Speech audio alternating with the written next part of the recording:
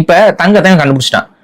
இந்த தங்கத்தோட சிறப்பு என்னன்னு பாத்தீங்கன்னா, இது கெட்டு போகாது, இது அவ்வளவு சீக்கிரம் சிதையாது, இது அவ்வளவு சீக்கிரம் கரையாது. மத்த அதுக்கு முன்னாடி பாத்தீங்கன்னா பண்டமாற்று முறை.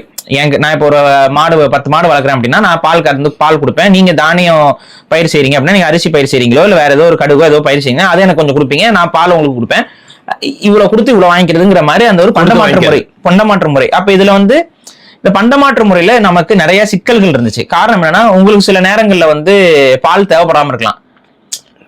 அப்ப நான் வச்சிருக்க பாலை உங்களுக்கு எப்படி நான் கொடுக்க முடியும்? டிமாண்ட் இருக்காது.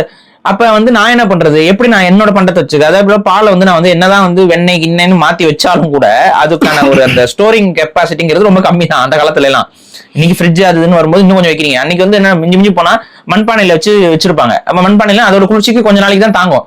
அப்ப இது எப்படி இதெல்லாம் அந்த ஒரு அப்ப நமக்கு அந்த பொருளாதாரத்தை மெயின்டைன் பண்றதுக்கு பெரிய கஷ்டமா இருந்துச்சு இந்த பண்டமாற்று முறையில. அப்ப இந்த டெக்னிக்கல் டிஃபிகல்ட்டியை உணர்ந்த மக்கள் அப்ப ஒரு பொருள், அந்த பொருள் கெட்டு போக கூடாது, காலத்துக்கும் ஒரே வேல்யூல இருக்கணும்.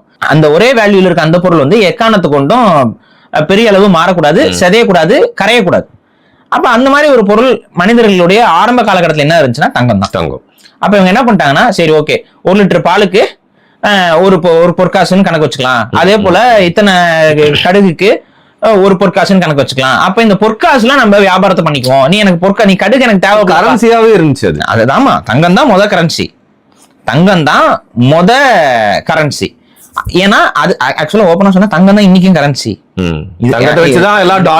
தங்கம் தான் கரன்சி. அதுக்கப்புறம் வந்ததுதான் அடாவடித்தனம், அட்டூழியம். நான் சொல்றேன், இந்த பேங்கிங் இந்த சிஸ்டம் புரிஞ்சாதான் உங்களுக்கு இந்த தங்கத்துடைய பிரச்சனையே புரியும். அப்ப இவங்க என்ன பண்றாங்க, அப்ப தங்கத்துல கொடுக்கும் பொழுது பிரச்சனையே கிடையாது. தேவைப்படும் போது தங்கத்தை போயிட்டு எடுத்துக்குவாங்க, தங்கத்தை வச்சு உற்பத்தி பண்ணிக்குவாங்க, தங்கம் இருக்கும். அந்த தங்கத்துக்கு ஒரு வேல்யூ செட் பண்ணி வச்சிருக்காங்க. அதன் அடிப்படையில் அந்த தங்கத்தை கொடுத்து வாங்கிக்கிறது பொருள். ஒரு பொருளுடைய டிமாண்ட் கொஞ்சம் அதிகமாகும் போது கொஞ்சம் எக்ஸ்ட்ரா காசு ஆயிரும். அப்ப 2 பொற்காசுக்கு விற்கிறது, ஒரு பொற்காசுக்கு வித்தது இன்னும் 2 பொற்காசுக்கு, இன்னும் 3 பொற்காசுக்கு, இந்த மாதிரி டிமாண்டுக்கு தகுந்த மாதிரி இதெல்லாம் மாறுது. மனிதர்களுடைய ஆரம்ப கட்ட வியாபாரம் என்பது, பொருளாதாரம் என்பது உருவாக தொடங்குது.